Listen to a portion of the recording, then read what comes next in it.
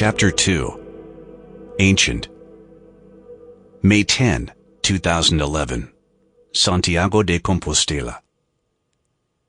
The man rushing to cross the Plaza de Obradoro had no eyes for the beauty and architectural harmony of the square and its cathedral, rested skillfully and delicately from pale Galatian granite.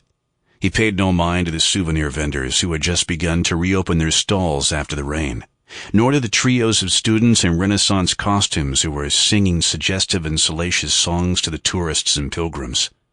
Neither did the man notice that the people in the square were instinctively moving out of his path, as if they could sense that he was pushing a wave of death ahead of him.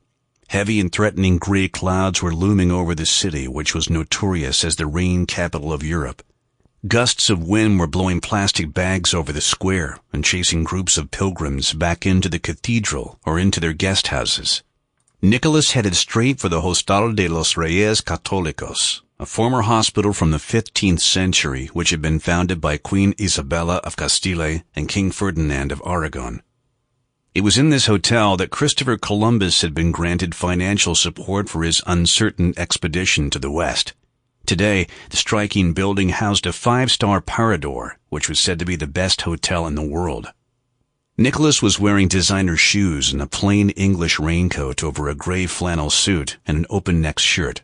Less than an hour ago, he had been wearing waterproof overalls, rubber boots, and gloves to ensure that he didn't soil his clothes with the blood of the cardinal.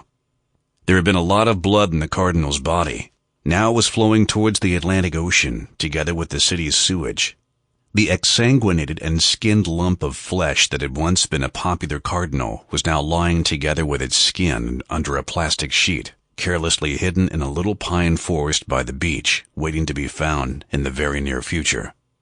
At first Nikolas had kept the cardinal under surveillance for a few days, as Seth had commanded, but it had been to no avail. Then, yesterday evening, he had finally received clearance to pay the cardinal a personal visit. In his gentle, almost juvenile voice, he had asked him a few simple questions. At first, the old man had not shown any fear and proved surprisingly resistant to the pain, until Nikolas had begun to skin him alive with his machete by slicing him up from the toes to the neck, slaughtering him like a sacrificial lamb. And let's not forget that before he started... Sample complete. Ready to continue?